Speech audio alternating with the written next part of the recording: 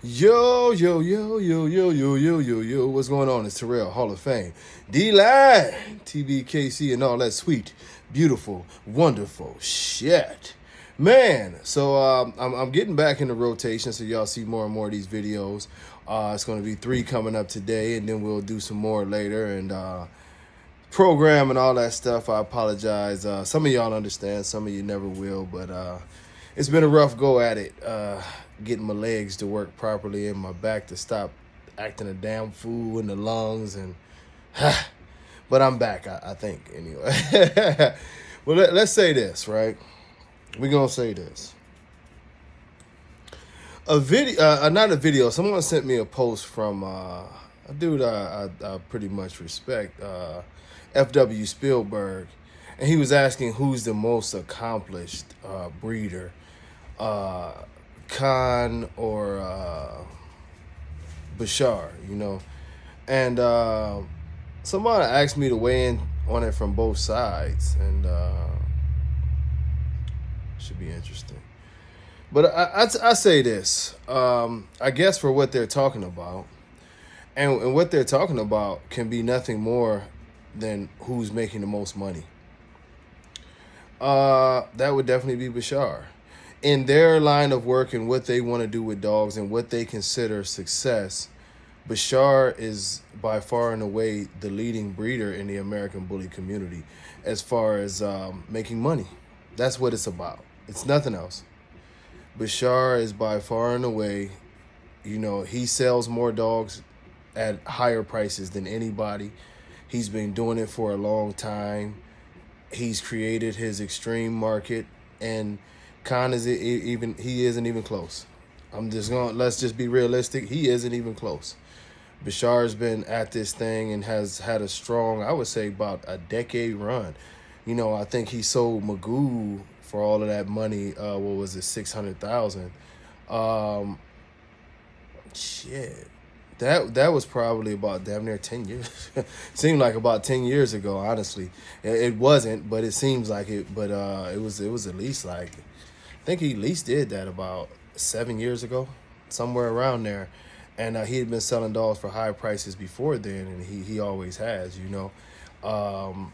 He's a salesman. He's a marketer. He's a businessman. Before he even touched dogs, he told y'all, he got into dogs as another business endeavor. I think he used to have cell phone stores, and he's a business dude, and that's what we're talking about here, in that aspect, no one has done it better. Now, I guess the second part is that what are we talking about here? Because we're not talking about quality. Neither breeder is producing quality dogs. Both have greatly contributed to the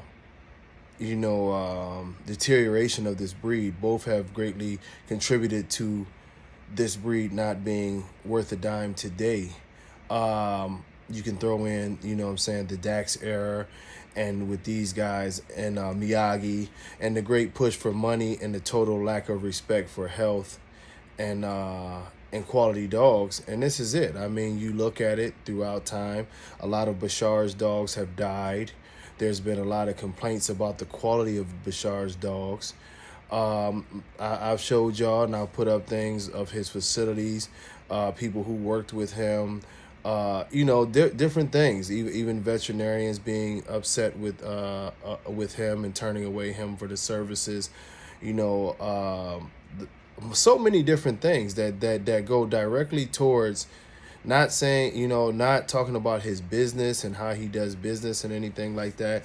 I don't want to get into that, but just the dogs, just the dog part of it. It's terrible, to have dogs in those type of conditions, to have dogs that you're faking health certificates on and sending them overseas with 5th-degree heart murmurs, and dogs that are basically dying on the table as the veterinarian checks them.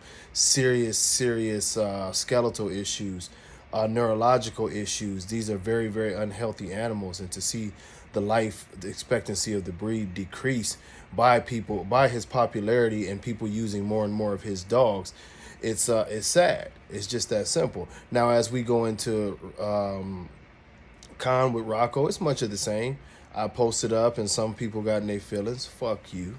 When I said, it was six of his popular dogs that he has produced that gained popularity, that in a 3-month span, all these 6 dogs died, and they were all under 3 years old, or 3 years old and younger. You know what I'm saying?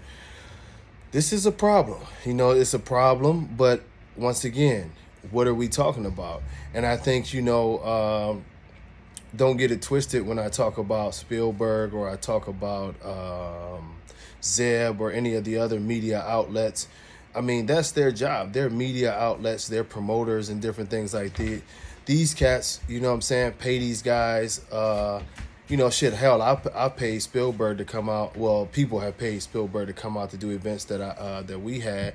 He's a great promoter. He's very good at controlling the crowds and being entertaining. That's him.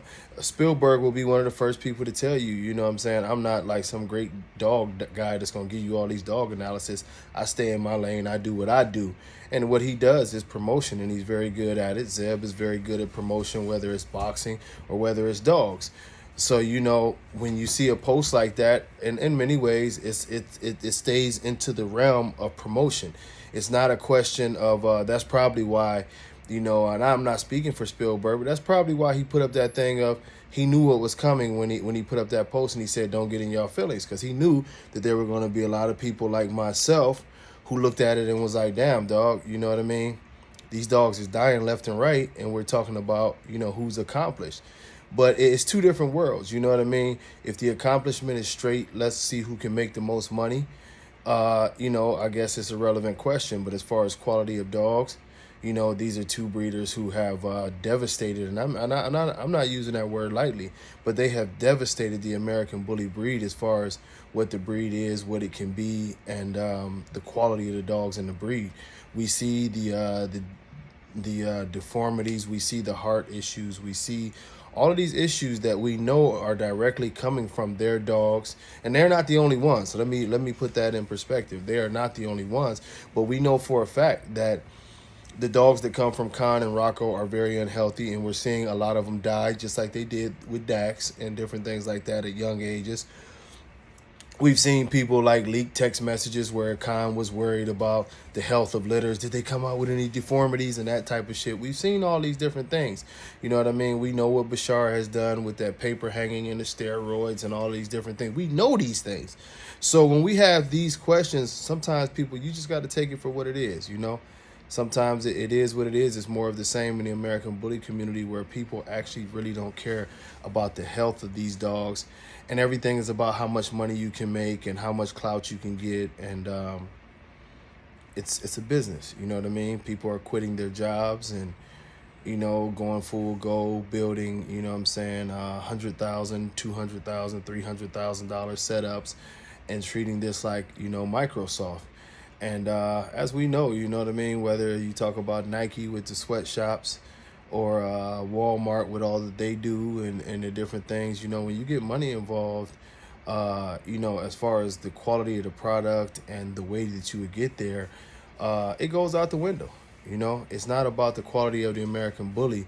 And, y'all have heard me speak on this a million times. I'm not going to go into it a lot more. It's just... it's not about the American bully, and we'll just leave it at that. I'm pretty sure y'all can get the drift of where I'm laying on this thing. Shout out to those people who sent me the messages, and much love and respect. Peace.